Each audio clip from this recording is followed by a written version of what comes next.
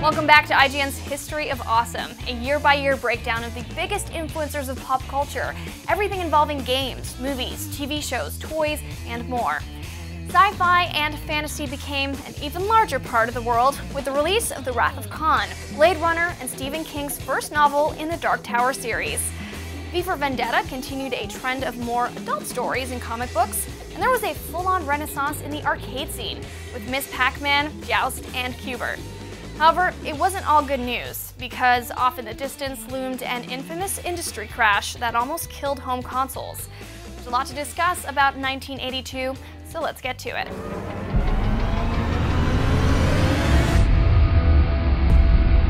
What's up, everybody? Welcome back to the History of Awesome 1982 edition. I'm Jamin Hadfield. I will be your moderator for this session. I'm joined by three suitably awesome people: Scott Kalura, Jared Petty, Vince Ingenito. Gentlemen, I think 1982 might be the biggest year we've covered yet. Might be the most awesome year we've covered yet on the History of Awesome. What yields this magnitude of awesome? There's just so many awesome games, movies, stuff to cover here. We're going to try to cram it all in. Let's start with arguably the release of the most popular arcade game of all time, Miss Pac-Man. Yep. Miss Pac-Man is a gem. It's a wonderful game, whether you play it in its original form or in the sped-up speed chip edition. It's one of those games that's just got almost infinite replayability and this really wonderful difficulty curve that starts at really accessible and just moves up to, are you freaking kidding me? It's one of the things I really love about it. It improved on the original game in virtually every way. Absolutely. It's, yeah. I mean, engineering, just from an engineering standpoint, a design standpoint, so there's Pursuit AI, you and I were talking about this a little bit earlier. It doesn't follow, the ghosts don't follow the same kind of patterns. They're not as easy to just scrub and like leave in the dust as they are in Pac-Man. Exactly. You got multiple mazes, you got moving fruit. And the thing about Miss Pac-Man that's interesting, this is an American invention. Miss Pac-Man was a game created by a bunch of MIT kids who originally kind of hacked the Pac-Man board. Yeah, so the story is interesting. Namco developed Pac-Man, Midway released Pac-Man in the US. Right. So they wanted to get a sequel going, and these MIT kids created a Pac-Man hack called Crazy Otto, right? And at first they wanted to sue them into oblivion, Midway did, and then they looked like, I don't know, actually, this could sell. Yeah. And so it was a lot of fun, and it eventually became kind of the staple de facto Pac-Man game that most people think of, I think, is the best Pac-Man game. There have been other good ones. Absolutely, I think it's the best Pac-Man game. And one of the other things I think is unique about it, and you guys correct me if you think I'm wrong, is this the first great video game sequel? Like, is this the first really excellent video game sequel? Like, can you think of another sequel at this point that was that far forward from what the original was? I'm having a hard time thinking. Yeah, I couldn't think of one. Yeah, she's definitely the prettiest video game sequel character. Oh, without a doubt. What a looker. That bow, man. Got 4-year-old me going. But she had personality. She had these little cut scenes, her and Pac-Man, and coming along, the baby coming along there and everything. That's neat. She was a character. And this is a great year to be in an arcade anyway. I mean, Miss Pac-Man, we say the greatest game of the year. Well, maybe. I'm going to argue against that in a minute as the greatest arcade game of all time. But it is one of the best. But what a year to be in arcades. So many different things going on. Lots of stuff happening that year.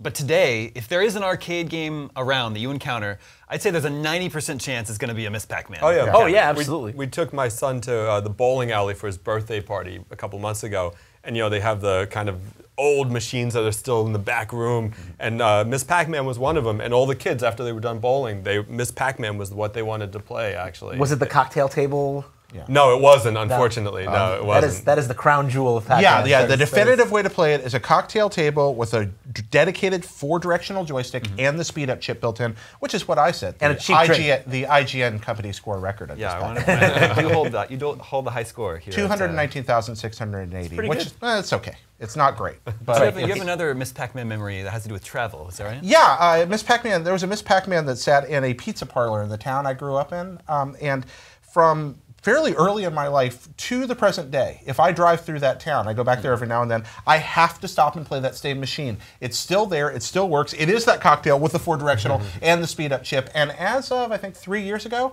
I was still able to drop in and play that same machine. Wow. I hope you will always be able to, because that's one of those things where if you show up and it's not there, something fundamental about the way you view the world is going to crumble. Does it get serviced occasionally? It must. This is at, if you want to check it out, kids, it's at Subby's in Hickory, North Carolina. All right. But now, Jared, you were just saying that you don't think Miss Pac-Man is the greatest arcade game. No, I think that honor belongs to Robotron. Robotron, another game from 1982. Yeah, and just simply a beautiful thing. Eugene Jarvis's masterpiece. Robotron started as a game where it's just like, well, let's see what he can do with a bunch of enemies on a screen and a little guy running around. It's a two-stick shooter, twin-stick shooter, similar if you play Geo Wars. The beginning of that genre, I would say. Yeah, well, actually, the Space Dungeon came first. Sure, yeah, it wasn't the first, but it was like the Doom of it in that sense. That it wasn't the first, but it was the one that kind of brought it to the masses. Yeah, and I don't think anybody's ever done it quite as well since either. In my opinion, Robotron is the most video game ever. I mean, you're shooting a bunch of robots. Yeah, it's you running around shooting. You never stop shooting. You're shooting robots. You're getting more and more and more coming at you all the time, wave after wave. There's just a quick flash. The next wave loads in, you go. But you're also, if you're after points, you're rescuing people. So you're constantly moving to avoid damage while at the same time trying to save as many people as you can to get the big scores, and shooting constantly, and everything on the screen is trying to kill you all the time, and there's no break. It's wonderful. Yeah, it was one of the great examples in that sense because of the scoring system with the rescuing people. It is one of the best applications of that risk-reward idea that kind of snaked its way through into pretty much every modern game as well. It's one of the greatest first examples of the sound effects, right? Oh, in yeah. that one. Just like, The level transitions and then a blum, blum, blum, blum, blum, blum. oh, very good, Dude, Damon. I thought we had the arcade cabinet right here behind us. Whoa. That was a really great Robotron impression. I have a very lucrative future impersonating arcade game, I'm sure. What about Dig Dug? Okay. Dig Dug was released in May of 1982. Dig Dug's a game I have a lot of affinity for. Again, there was one in the back of a laundromat in that same town that I grew up in, and I would just drive to that laundromat like 20 minutes from my house, get out, walk in, and play Dig Dug. Sit in the back, just no laundry to do, play Dig Dug until my eyes bled and come home. And again, I got decent at Dig Dug, really enjoy it. Fun little things about Dig Dug. He's tiny, Mr. Driller. Yeah, it's related to Mr. He's Driller. Mr. Driller's dad. Yeah, isn't that great? There's Dig Dug lore. It's so awesome. Lore. But yeah, Dig Dug's a fun little game, and some of that is it's a very improvisational game. It's an action game, but it's also almost a puzzle game disguised as an action game because there's different ways to go at the different stages. Yeah, I like the freedom that it allows you. Yeah. There's these enemies placed around the level, and you can sort of make your way through the level the way you see fit. Exactly, and you're constantly trying to innovate, and again, risk reward. Can I get just a little farther, or do I have to turn around and stun these guys and keep running? And that kind of open design is like totally novel back in that time. Like, there's not a whole lot of games that could claim to have been doing the same things. And just in general, like we stick to these, even now, maybe especially now, we stick to these like set paradigms where you're kind of on rails and you don't have a lot of decisions to make. And Dig Dug is just, you're constantly making decisions. Yeah, and what a great game by Namco. You have Pac-Man, then you have Dig Dug come along. That was wonderful, so colorful. All these games really we good discussed at so far. developing these colorful video game mascot characters. I remember playing a lot of Dig Dug on the 7800. Oh, My yeah. next door neighbor best friend had a 7800. We played a lot there. And we'd get in this rhythm, and you're just like flying through levels. And I love how the level that you're on is represented by flowers at the top of the screen. Fun Like the more fact- flowers that are growing, the farther you are in the game. Fun fact about the 7800, designed by the same guys that designed Miss Pac-Man, those same MIT kids. That is a fun fact. But it was never quite the same, was it? I mean, when you trying to transform the arcade experience to that, as great and exciting At least a as game it like could that be. is a game like that is pretty transferable. That one worked pretty well, yeah, but you make a great point here, Scott, because this is the year that arcades just blew. If you were going to be in an arcade in America, 82 was the year, but some of that was the thing you could only do in the arcade. I mean, a lot of these arcade machines had these really unique control configurations. For example, the twin sticks of Robotron, that didn't work well at home, and there's a lot of other games. Missile Command, Tron, and Tron, which I think we're going to talk about here in a little, and so many others like that. There was actually an edict at Atari during this period of time that if you designed arcade games for Atari, you couldn't design 2 games in a row with the same control sequence. Oh, wow. You had to design a new control or engage a new control for that. At the same time, what's interesting also about the culture of Atari is that for the most part, even though you're right, you couldn't make a pixel perfect port from the arcade to home on the 2600 per se, but so many of their hits, so much of their early success in the console market was because that's basically what they were doing to the best of their abilities. They were taking these like unbelievable stand-up cabinets that they were producing through like in the early 80s and just replicating it as best as they could at home. And the idea of that, the idea of being able to have unlimited access to this game without having to put quarters into it was like that was their bread and butter. In a way, they looked at games where they weren't replicating a coin-op experience at home as a huge risk. But we'll get into their biggest risk. Yeah, and that's coming. In that sense, That is coming. Yeah. A little bit later in the show. On July 16th, Joust was introduced to arcades, and this was a scenario where the designers were trying to avoid the space theme that was so common with arcade games at the time. But I have to admit, I always kind of thought Joust took place in space. Yeah, like on another, right? Barbarella's planet. Or Yeah, something. exactly. Yeah, so we don't want space? Okay, knights on ostriches fighting, In space. fighting pterodactyls. There's space ostriches. It's Exactly. amazing. It was too hard for me. Joust Yeah, was? Yeah. It had a very unique control scheme that you Yeah. tap a button to flap, and then you were just controlling whether or not you're going left It's or right. kind of the forefather of Flappy Bird in a way. Kind of, yeah. I'm going to punch you in the nose. I'll tell you what, though, if you take Towerfall and turn on flying, it feels a lot like Joust. But yeah, it had that. It was difficult, and it also had that kind of co-op / competitive thing Yeah, going that on, was like cool. New Super Mario Brothers kind of feel to Yeah. it, where you can work with somebody and then switch to working against them. That was fun. Yeah, and what's interesting too about it is that one of my favorite experiences when I play games is to be like, I don't have a frame of reference for this. Nothing I've played before prepared me to play this. And when I played Joust, I mean, and granted, I'm only playing games for a short period of time at that point. But I mean, nothing I had played before, little kid me, prepared me to play Joust. It felt like something totally different. There was inside the cabinet, there was a pack of AAA batteries that would save your high scores if they unplugged the cabinet from the wall. I did not know that. And there was also a very unique cocktail edition of Joust made where you're set side by side. Yeah, instead of in the across cocktail. Oh, yeah, right. pretty Great cool. for dates. Just put your arm around. Jared, you think Joust, you have like a Chuck E. Cheese nightmare story? Oh yeah, just check it out. There was a Joust at Like my Chuck local. E. Cheese is pretty nightmare-inducing on its own. I get chills every time I drive by one. I mean, Giant animatronic rats singing at you. Yeah. No, just the nightmare of Chuck E. Cheese Joust was that you'd walk up to the machine and want to play, and inevitably somebody would walk, "Can I play with you?" And they would get you killed. Right. It was Yep. like it Yeah. was like playing Battletoads with another person. You were just doomed. Yeah. But I didn't want to be that guy that was just like, "No, I'm sorry, this is my Joust machine," because it was just like and so I got to where I just gave up on Joust. That was really it. This is this ties into kind of one of my, and I'm more layman when we talk about the game's experience, but I remember the being in public aspect of playing games could be intimidating. And I remember Asteroids, which I think you were talking about in another episode of this, but there'd be like these scary looking burnout teenagers with like quarters lined up, and it was like, not only weren't you not going to get a chance to play, but you were afraid to even put your quarter up there. Exactly. You know? They had the cigarettes there in their sleeves, and they smelled like Old Spice. And I was just frightened of those kids. you're going to waste their time. You think that Right. like they're all waiting for their next shot at the world record. Probably you're thinking in your Right. head. Get They're just, some galaxies. I'm just going to put off their next chance to play by 30 seconds Right, and just exactly. annoy them. In the fall of '82, Qbert. was Okay, introduced. Qbert is a very, very special game to me. Yeah. So Qbert was I played the TI-99 4A version of Qbert. That's a good port. Yeah, it was a very good port. It was my first video game love. Like, it wasn't the first video game I played. The first ones I played were on the 2600, but that system belonged to my older sister. So me at 4 years old, Qbert was the first cartridge I owned for the TI-99, and it just blew my mind. We had a color monitor, which was kind of, novel at the time. Yeah. The colors were so vibrant. It was such a quirky, like, that world could have been on Mars. They could have been in another dimension. Like, that was one I of the think cool. another dimension is. That's what it was like. Well, it's kind of an MC Escher vibe to the whole thing, well, right? yeah, totally. It's just totally wonderful. an Escher painting. Yeah. And it was faking 3D at a time that we weren't used to seeing that. Yep. It's a neat game. It was a very engaging, colorful game. That arcade cabinet, though, Qbert went born up, and if you died by falling off the edge, which wasn't all that hard to do, you go, and your cabinet had a drum in the bottom and it would go boom, boom. Yeah, so it sounded like he actually fell to And the bottom of the again, cabinet. another of those gimmicky cabinets and unique controls. That diagonal control was stick not something there that other games were doing? Yeah. and They've tried to bring it to home consoles many times, but I think it only really works in that arcade. I think it's best that way. Yeah, absolutely. I think my parents knew that there was a potential problem when I would. So what they did was in the kitchen. I was 4. In the kitchen, there was a closet that they built kind of a little computer cabinet into for my 4A.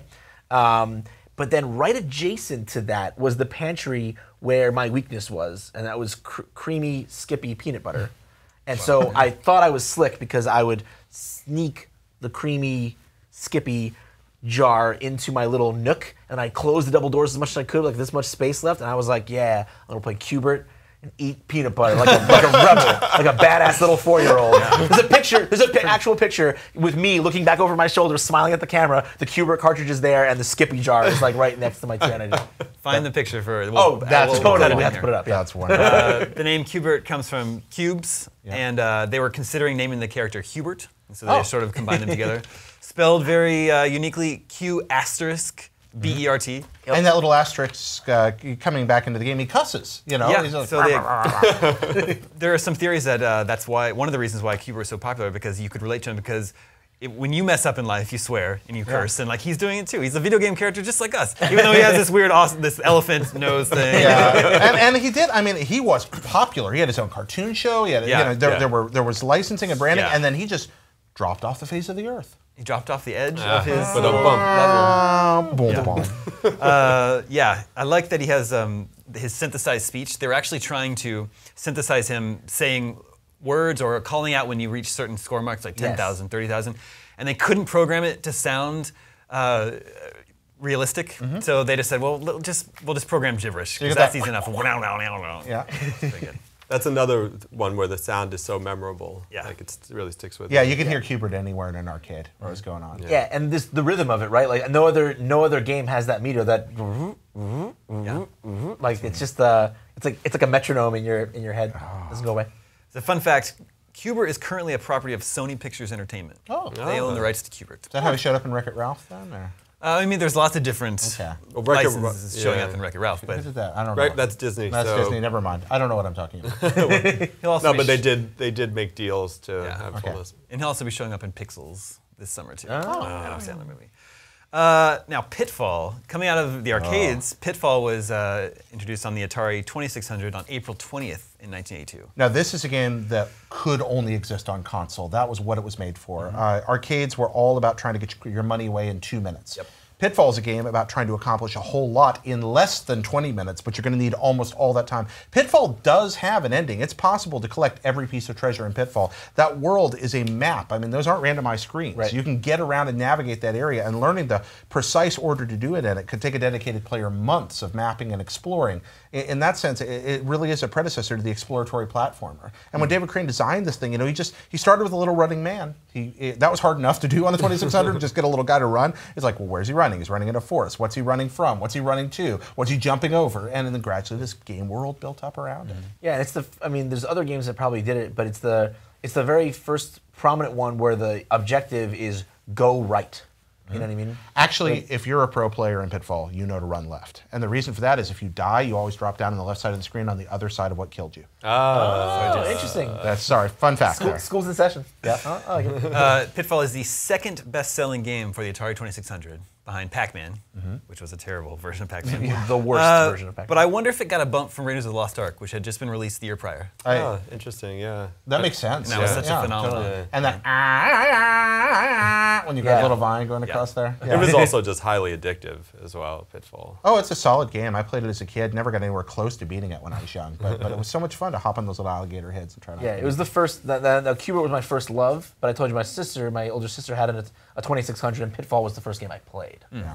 Was the setting kind of new and different for games The jungle at the setting, time? kind of. It was also the 82 was also the Jungle Hunt came out in arcades. So you had these two games, one in arcades, one on. Right. On And they home kind of console. expressed what you were trying to accomplish with different platforms. Jungle Hunt was a linear, highly dangerous, quick kind of run and jump and swim type game, and Pitfall was much more exploratory and kind of long term. So it's two different ideas based on what they were trying to accomplish. Sure. 82 was the year the Commodore 64 was introduced. The most popular home computer of all time. A wonderful video game machine disguised as a personal computer.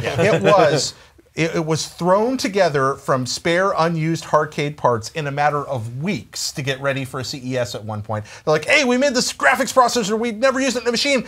They want a computer, put it in there. And then this incredible 3-channel sound chip, and it just all worked. A nice 6502 processor, same thing the NES ran on, and all the components were perfect for playing games, and that you got great gameplay out of the C64. It lasted forever. It started here in 82 and really had a playable lifespan into the early 90s because it was such a solid piece of hardware. Yeah, the C64 is something that just completely, I just missed it. Like my next door, I had the 2600 and the TI-99 in my household, and that was like enough for my parents You know, my next door neighbor had the ColecoVision. I always like coveted the ColecoVision. I had the same configuration you did. Yeah. I was like, oh my god, the ColecoVision. Were you kind of an outcast for having the Texas Instruments I computer? totally was. Yeah. Even now, no one ever. People usually guess my first console as like the NES or something. Without making too deep a cut, the C64 existed largely because they were trying to drive the TI-99 Right, no, that's right. out of the We market. talked about that. Again, this just absolutely wonderful gaming machine and really introduction to programming also for a lot of young people. In addition to playing games, you could word process and program on it. Game design, Gary Kitchen's Game Maker, a great game design program, launched some game designers' careers on the C64. And perhaps most importantly of all, it was cheap. Yeah. That was what really sold the sucker. It was cheap as dirt. And people could afford it. You mentioned having legs. I remember seeing a commercial on TV for the Commodore 64 in the late 80s, approaching the 90s, and the jingle would go, "Everyone's knocking down my door to get into my Commodore 64." Yeah. Really good. Yeah, ads from this entire era that we're discussing. I hope we get some footage up of some of these ads because they were absolutely bonkers. Like some of the stuff is just like really. Some of it's just corny. Some of it's flat out weird. Yeah. Sure. Yeah, you could buy a card for it that would get you online, right?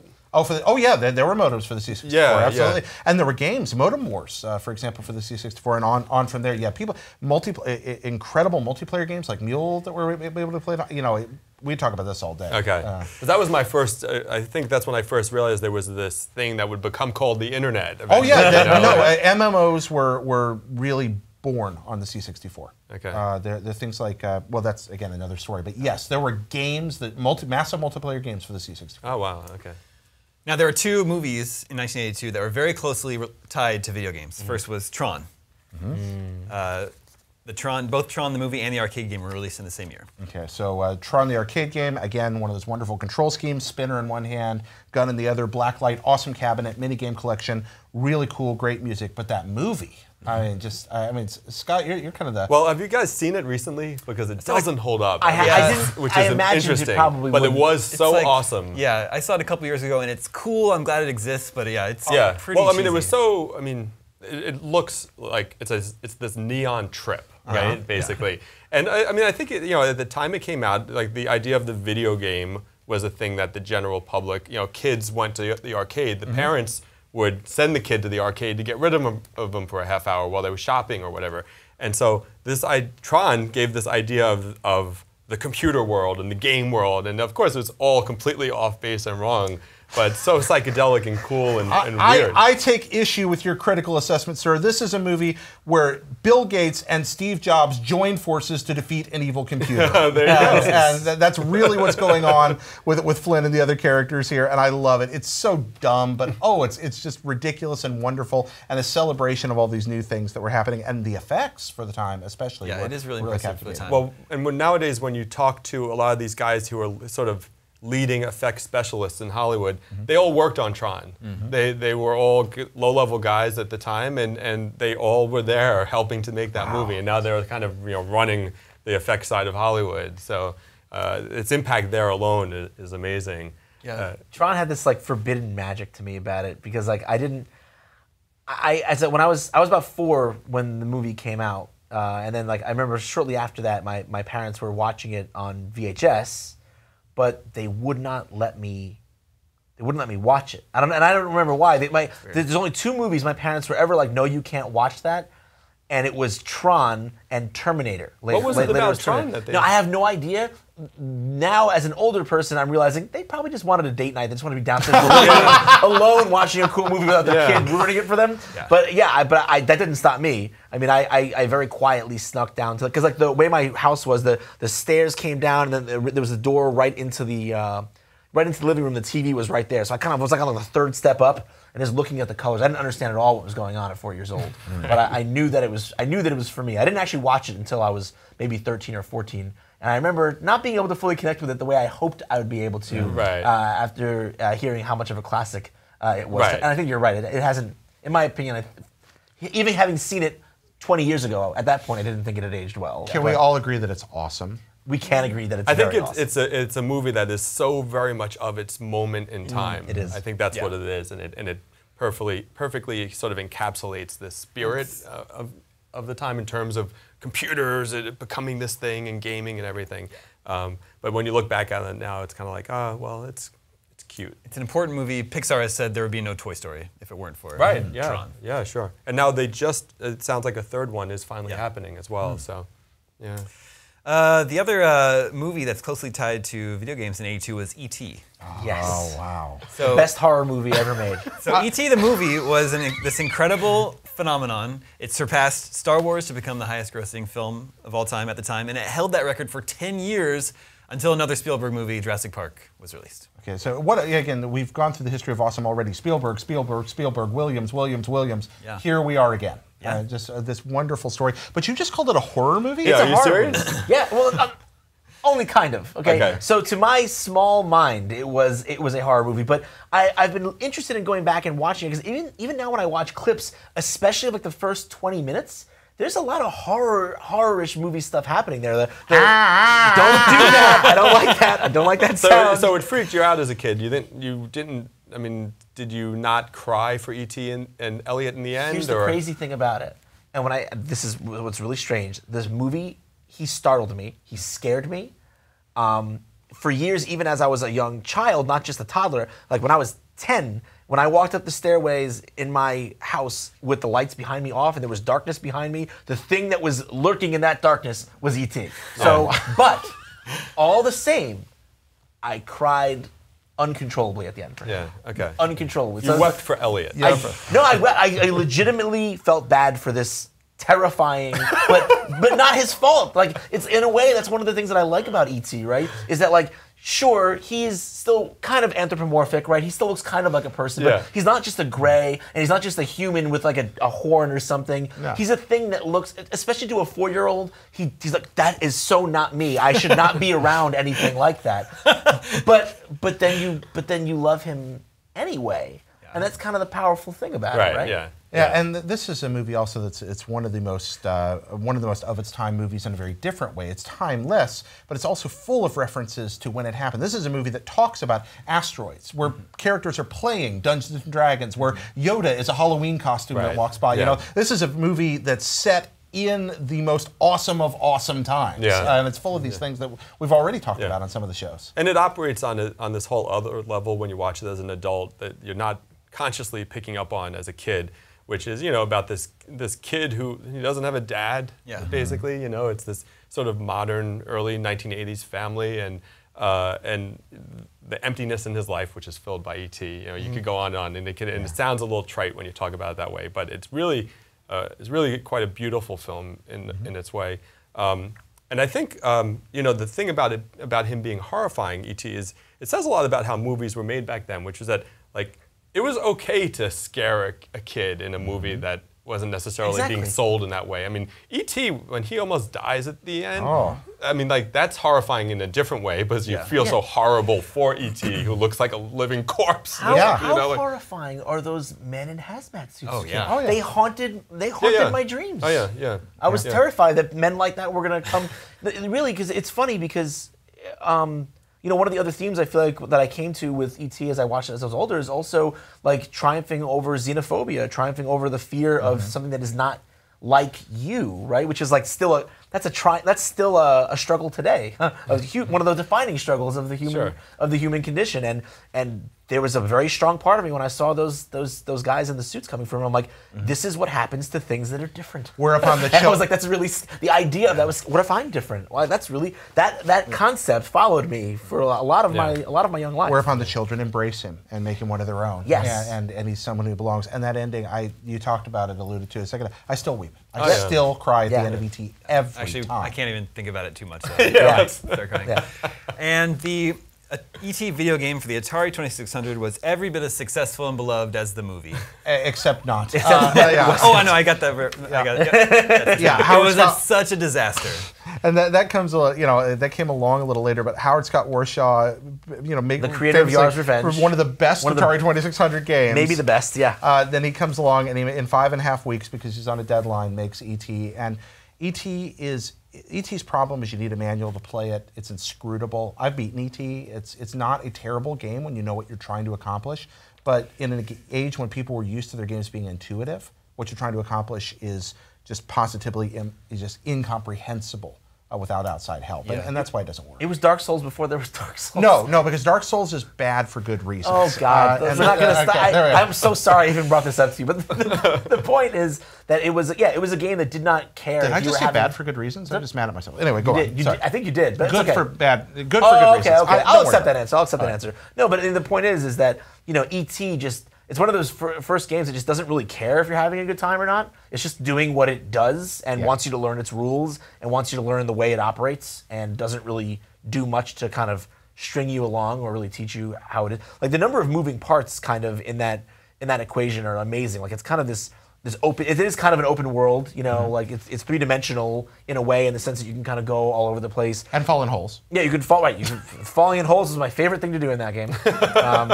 So you got to find all these hidden pieces, and then you can get taken back to different other places by different characters depending on what you have. And it's just an awfully sophisticated adventure game, really, for the time. And like you said, it just requires a manual. Now, I've talked with Mr. Warshaw about it. He just didn't have time to finish. 5.5 weeks is all that he had in order to get it out in time for the holiday season. Yep. This game is seen as as the catalyst for the video game crash that would come the following year. Which is silly, but it's a popular notion for sure. Yeah, but there is a lot. It is very symbolic of how arrogant Atari had seemingly become. Yes. They thought we could just put anything out there and everyone's gonna eat it up. So they put out a terrible port of Pac-Man. Yep. Yeah. And it sold really well, but it's kind of like a fool me once scenario. And so then they put out this terrible ET game, and everyone returned the game. Yeah. So Atari was like stuck with all these. Even if they'd cartridges sold they couldn't them all, sell. the deal that they'd signed was so heavily favored toward the licensee side that it would have been hard for them to make money on it. Yeah, even if it By worked out some what reports, wanted. they paid as much as $125 million just for the license to make the game. Yeah. So And then they made more of them than they had consoles in homes. I mean, they were like, not only are we going to have a 100% sell-through on every Atari 2600, but we are also going to get people to buy new consoles with it. Imagine forecasting that in today's market. They felt so confident that just because they had the ET license, they skipped focus testing on the game. They were just like, yep, just put it out. And the rest is history. Yeah. One cool little thing about that, a cool little Easter egg in that is that if you find I think it's the geranium, and then you bring it back to life, with the it actually becomes it can become under certain circumstances the bug from Yar's Revenge.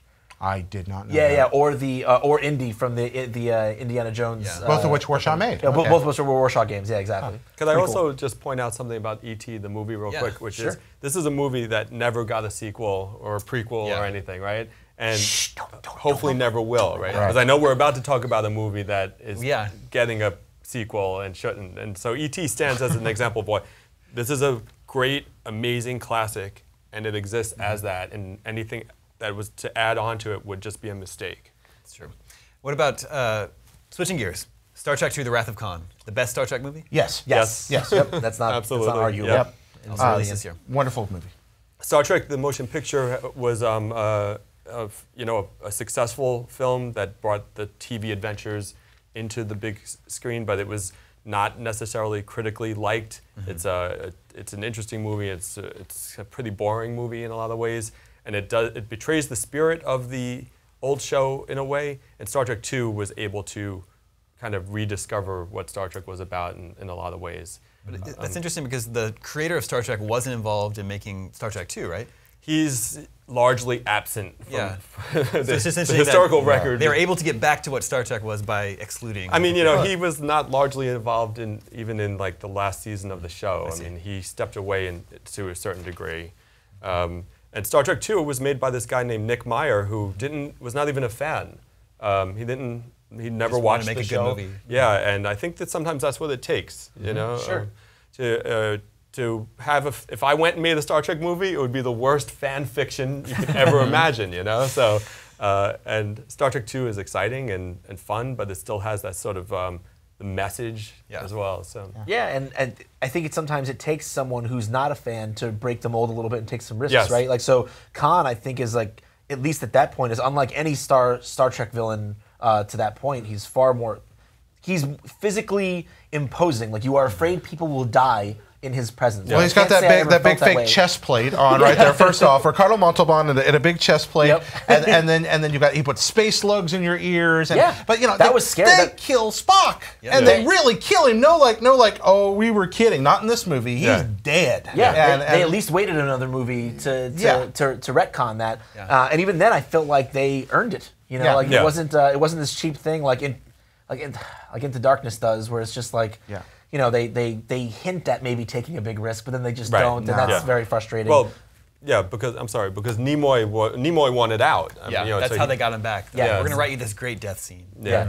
But also with the assurance that this was the end of the road for him as well. I want to make sure we have enough time to talk about Blade Runner. Yeah, of course. Right. Blade Runner. Blade Runner. Director Ridley Scott coming off of Alien. You know, I mean, he had made Alien in 1979. These are two amazing science fiction films, all made because of everything we're talking about is because of Star Wars, I guess. You know, in '77. But Blade Runner was this film that it took sci-fi and gave it this film noir sort of thing. You know, he's a private detective. And what was interesting, I think, for me, when I look back on it now, having seen it as a kid, Harrison Ford's such a kind of unlikable jerk in that movie, you know? And really, Roy Batty, the Rutger Hauer android character, who's a terrible, murderous killer, he's the more sort of sympathetic character. Absolutely. You're rooting for Roy Batty. Oh, when he's, you know, that improv line, like tears in the rain, when he's standing there and you're just like, you horrible murder man, I love you right now. I'm so sad for everything that's happened to you. Yeah. You know? It was also kind of an opportunity for Harrison Ford to act more. Like, you know, like, I mean, when I say that, maybe that's a snobbish thing to say, but it's like, you know, sometimes you're in a movie to be charismatic and wink at the camera and just put on a show. And he did a great, Harrison Ford obviously amazing at that, and that's probably why he got the opportunity to do Blade Runner in the first place. But I feel like that was him getting to stretch his acting chops in a way that mainstream Hollywood just hadn't allowed him to up to that point. So that's really interesting, because that's kind of a moment where he's maturing from like an on-screen action, like kind of hunky darling, you know, of like action movies, and into like an actor, an actor that would have longevity and staying power. Oh yeah, I remember Leonard Maltin's movie review. I don't know why I remember this. He's like, Harrison Ford is everyone's punching bag in this movie, and it's true. I mean, he just gets beaten up time and again. The girl beats him up, you know, like, and he has to be saved by his girlfriend, and it's just very anti-Harrison Ford, and you know, there's been so many different versions of the movie as well. And, you know, really it was designed to not be a happy ending. Well, yeah, and that's a great point. I mean, by the end of this movie, almost everybody you care about is either dead or is going to die very soon. And especially, and they're wonderfully ambiguous about Deckard, but including maybe Deckard if he's a replicant. So you've got this, just about everybody there is just positively SOL. And that's one of the things I love about the movie. Not a huge hit at the time, but has since become this very beloved cult favorite film. Yeah, well, it's got a lot of problems. It's not a perfect movie, but it's a thoroughly interesting and compelling movie, and really enjoyable. Roger Ebert famously went back and forth on his. You know, he reviewed the movie in several of its forms, and came into a lot of fire actually for initially saying that he felt it was not a terribly interesting or engaging movie, and then he reeled that in a little bit later when I think it was the director's cut that came. There's been so many editions of the movie, it's hard to keep track of, but he still stood by his original statement of saying that it's not a classic. Ebert wasn't always right, though, was he? No, but not at all to say that he was, but just to your point, this was a movie that was not critically necessarily that well received, nor was it a huge success at the box office, but nonetheless, a classic. Well, you go in there looking for Indiana Jones as an audience, and you get Deckard. So just about out of time, but there's just so much to talk about in 1982. This was the year both the G.I. Joe and He-Man action figures were introduced. He-Man and Skeletor showed up under my tree this year. Nice. Oh, both this year? Wonderful. Yep. Yeah. That's amazing. Yep. He-Man and Skeletor under my Christmas tree. G.I. Joe had literally obviously them, like. What? Those people. Those people? Yeah. In their Skeletor a person? as real as they ever were. G.I. Joe had obviously been around for decades, but this is when the that size, 4-inch, the 3 4-inch, and something. yeah, 3 and 3/4 inch Yeah. figures. Yep. They were the same size as the Star Wars figures, but they were so much more articulate. Yep. So they were like, this is so much cooler. They I had can, those like, O-rings, so they had all that rotation, and articulation. and then they also had their own animated series, but the animated series were like basically just commercials for the toys. For new it was like a toys, really totally. smart idea from the They were toy exciting makers. though too. I mean, I remember the animated stuff, and like Yeah. you would get into it. And if we're not for G.I. Joe, we would have nothing to tease IGN Sam Claiborne about. Also, yeah, for that's looking actually just like Wild Bill. Yeah. Yeah, I actually do have a He-Man story real quick. Real quick, make Yeah. it real quick. Okay, super quick. I was obsessed with Ram Man to the point where literally my parents would clear out the living room for me, push the chair, the couch all the way back, and I would start at one end of the room and run to the other and dive headlong at it for like hours at a time. To the point where That my mom explains so much about you. Doesn't it though? And my mom even made me a Ram Man costume for one Halloween. I'm sure there's a picture of that floating around somewhere. I'll see what I can do, but no promises. So many more things we could talk about. 82 was the year Wolverine got his first standalone comic series. Who's that? Wolverine.